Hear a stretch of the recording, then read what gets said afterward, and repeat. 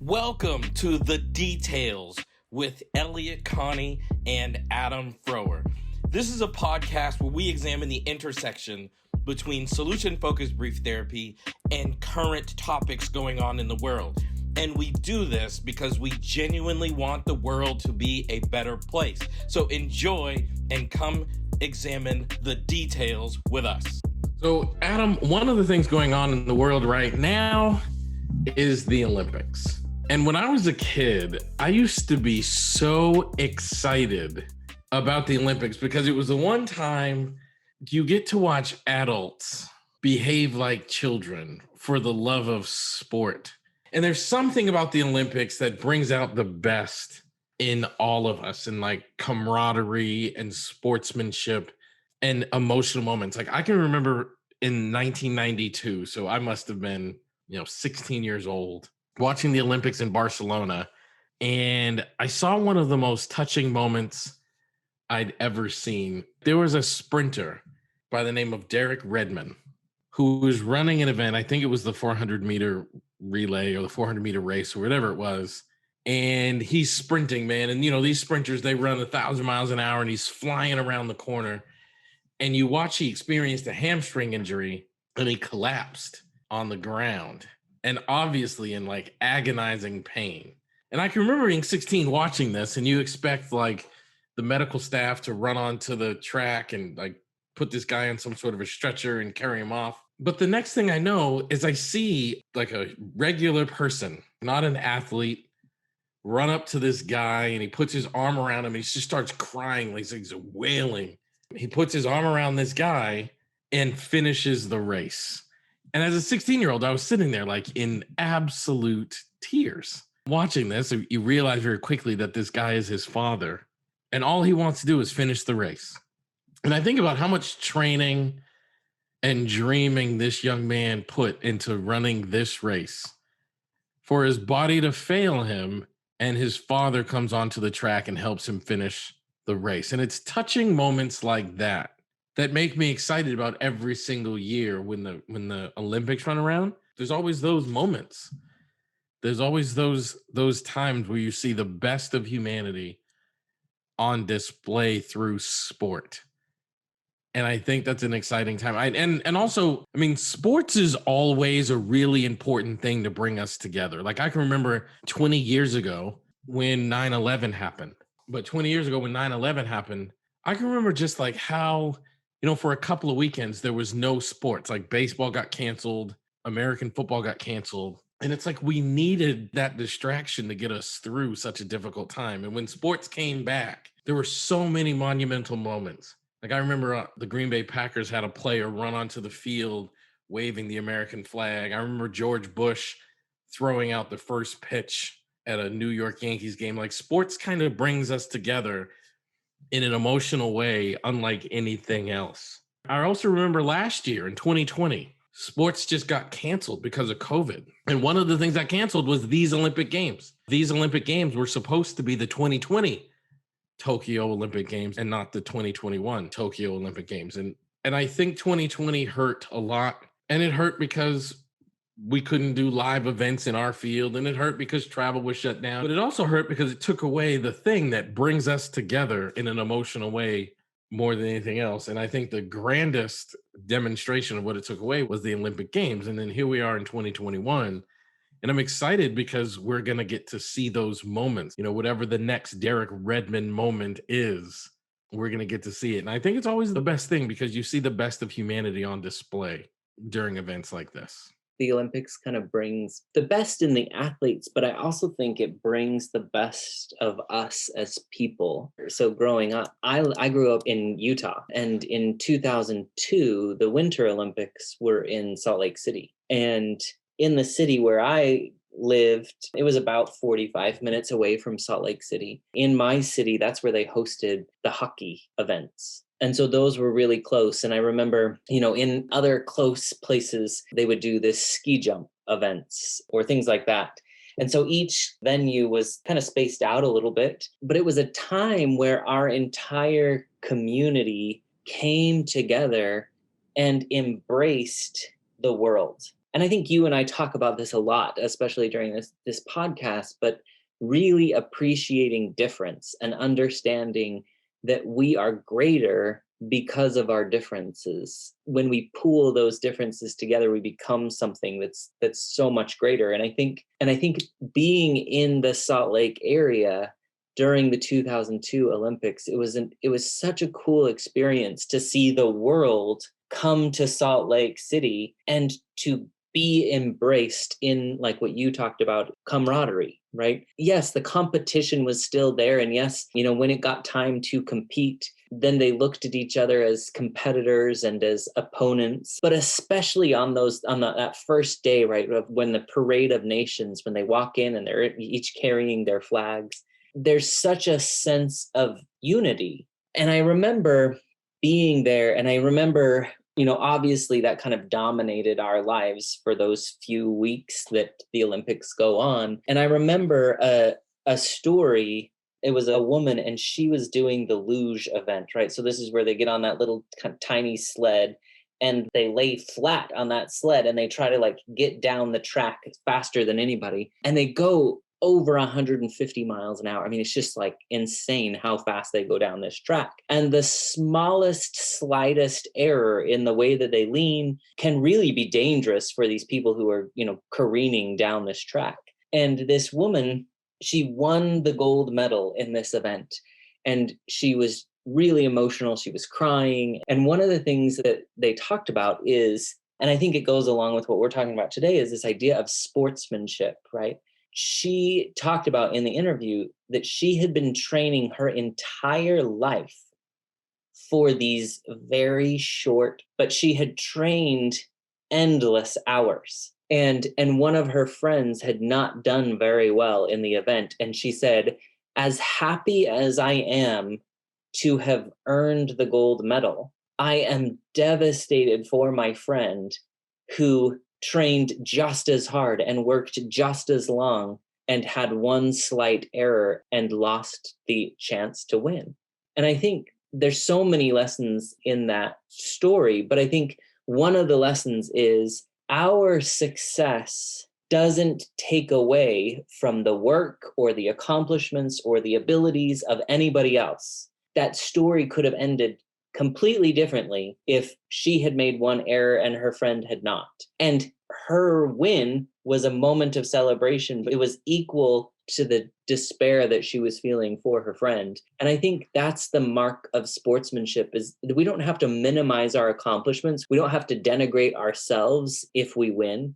But at the same time, we acknowledge other people have worked just as hard. Other people, this is their life dream as well. Oftentimes we think about sportsmanship as when we lose, we're a good loser and we congratulate the winner. But I think also sportsmanship is a moment of when we win, we recognize other people didn't. And I think there's a moment of celebration mixed with, and it's a very fine line, mixed with humility in it could have been anybody else standing up here. One of the things that I think when I think about sportsmanship, it's not just, like you said, losing gracefully.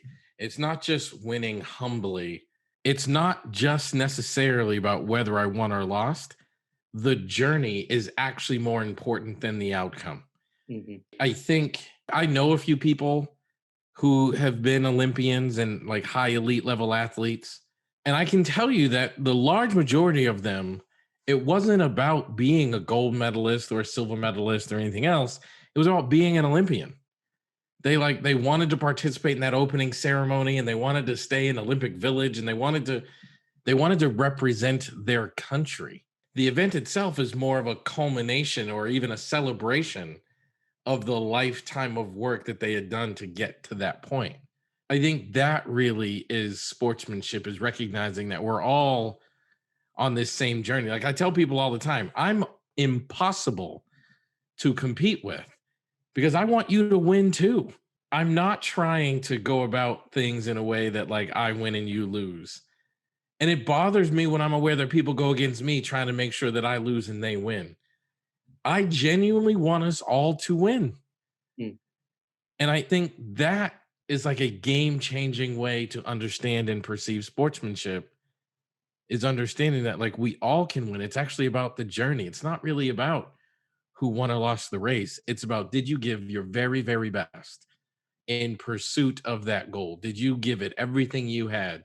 Did you do it in a way that represents who you are and who you want to be? And if the answer to that is yes, then who cares who won or lost? Like that's not the point. The point is, did I show up in this space, in this moment, at this time, in a way that fits with who I am and who I want to be? I'm also just thinking about like how sportsmanship applies to solution focused therapy, because, obviously that's kind of the arena in which maybe compete isn't the right word, but I think that's the arena in which we perform. And I think the same principles apply for athletes who are training to be elite athletes and for clinicians who are training to become, elite helpers. I think oftentimes, especially, in my work as a university professor, I could really tell the difference between students who were reading everything, who were watching a lot of video, who were, scrutinizing their own sessions after they took place, who would come to supervision and who would say, there was a moment when this happened and I could feel the difference, but I'm not quite sure what that feeling was. I think I could see who was really going to excel as a clinician based on the work that they did outside of the session. The session, I think, oftentimes is the game, right? It's the moment where all of our preparation comes to fruition. But it's also the time where paying attention to the tiny little details, it's too late for that. Paying attention to the details and honing in on enhancing my skills or getting better, that's what happens outside of the therapy room. That's what happens in between the sessions. And the people who I saw who really kind of took the challenge of becoming the very, very best outside of the room, it became almost like muscle memory inside of the room, where it would just get into this rhythm and flow. And if I stopped them in the moment, they would be like, I just asked the question that seemed right. And I think that's also a sign of sportsmanship, is that you take the role seriously. You take the role with vigor, and you do everything outside of the performance to make the performance as good as it could possibly be. I think that's the point, is to like take it as seriously as possible, make it as good as it can possibly be, because then you can live with the outcome no matter what the outcome is. And there's nothing wrong with hoping that the outcome is, the gold medal or the equivalent thereof. But, one of the reasons why I can live with whatever outcome comes my way is because I know that I've shown up in my most authentic way, and I've given it everything I could, and I took it as seriously as I possibly could. And to me, that's the essence of sportsmanship, coupled with not rooting for someone else not to succeed, which I think sometimes the worst of us shows up, and that becomes the issue. But I think being able to genuinely say, I took it seriously, I gave it everything I had, I genuinely wanted everyone else to leave fulfilled as well. This is a question. I don't normally ask you questions during the podcast, but I know that you spent a large portion of your life performing in athletics, and then obviously have become an elite clinician, a world-renowned clinician. And with this idea of sportsmanship, how did you do it? How did you do it in athletics? How did you do it in the clinical world? Especially because I know along the way, many people tried, like you said, tried to tear you down, tried to minimize your success, tried to make your road harder. How did you persevere with good sportsmanship instead of becoming bitter and angry and frustrated and upset?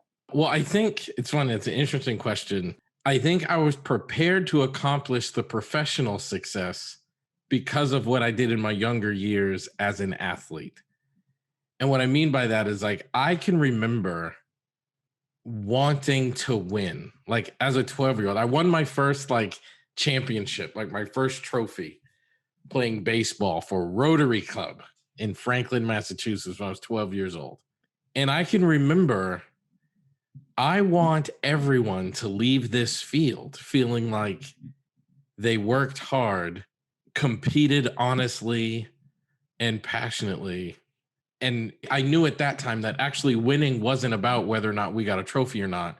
Winning was about if you competed at your very, very best. Now, it just so happened that that year, as a 12-year-old, 1989, I remember that like it was yesterday, we won the championship. But I never, ever was like rooting for the other team to win. I just wanted to like play the best I could as a baseball player and work as hard as I could leading up to that and practice hard and be there for my teammates and all of that stuff. And I wanted the other team to do that exact same thing. And as it turned out, we won and I got the trophy. And if you fast forward, 30 years and I'm in the solution focused field and my career is blossoming and everything's going well. And then there's all these people trying to like minimize or even stop my success. I remember like, I want you guys to have your goals. I want you guys to achieve all of your aims, but I want to achieve mine too. And I knew that like my work ethic and my pursuit of my aims has nothing to do with those people. To focus on them would just be a distraction. And to this day, I don't say anything bad about any of those people. I don't tell you that, don't go study their stuff, don't watch their videos, don't do this, don't do that. I just don't have any energy for that. I genuinely want them all to win. And I'm just going to focus on what it is that I'm doing. And at the end of the day, I'll be satisfied if I can just do that to the best of my ability. And to this point, I have been able to. And I do believe over time, that stuff kind of sorts itself out. Like, I don't think it's a coincidence that we went about things the way that we went about things. And we have built the largest business and the largest platform in this field. And I think it's because we're just so focused on showing up with a level of honesty and integrity and transparency. I think that's how you win. Yeah, I think you just said something too really important that's connected to sportsmanship. You said we showed up with integrity. I think part of showing up with integrity is playing the game that you know how to play, right? You and I, we've talked about this a bunch of times too, but you and I are so different from one another. But I never tried to play your game, and you never tried to play my game. And I think sportsmanship too is a really understanding. I think sportsmanship is just as much about self-awareness as anything else, right? I have to really know myself well enough to play with integrity, to say, right, that is something that I can do, that's within my wheelhouse. And then something else, that's not what I can do, that is not within my wheelhouse. I think sometimes when we hear people say, that's something I can't do, the temptation is to say they're a quitter, or, they're not as good or whatever. And I think really what it is oftentimes it's us playing with integrity and saying, I know my strengths well enough that I'm going to maximize those strengths. And I'm going to surround myself with other people who have different strengths than I have. So together we become an unstoppable team. But I don't have to be the greatest at everything. I just have to be the greatest at my thing. We often say like, know your lane. And I think it's important to like know what your strengths are. And like you just said so wonderfully, surround yourself with people who have very different strengths than you do. Because that's actually the foundation of a great team. Like talking about baseball, you've got to have people that have 9 different abilities to play 9 different positions in order to have a solid winning baseball team. And I think business is that way. I think life is that way. Like there's no possible way, Adam, that I can be good at all of the things. And there's no way that you can be good at all of the things. Mm-hmm. I think what has made our relationship so profound and so strong over the years is I'm very, very good at things you're not good at all. And you're very, very good at things I'm not good at all. And we have such a level of like integrity that I don't try to dim your shine and the things you're good at. You don't try to dim my shine and the things that I'm good at. And it just flows, man. It just works. And I think it's so cool. Like when you watch the Olympics, you watch these relays and like the 4x4 relay, the person who starts off the race has a different skill than the person who finishes the race. But you watch them cheer for one another. And that level of camaraderie is just, it's just so amazing. Just so amazing. And I'm excited that we get to see it. It really is an honor. So I just want to invite everybody to watch, as you watch this Olympics, watch for the camaraderie, watch for the emotion, watch for the love, watch for the sportsmanship. And I think you will not be disappointed.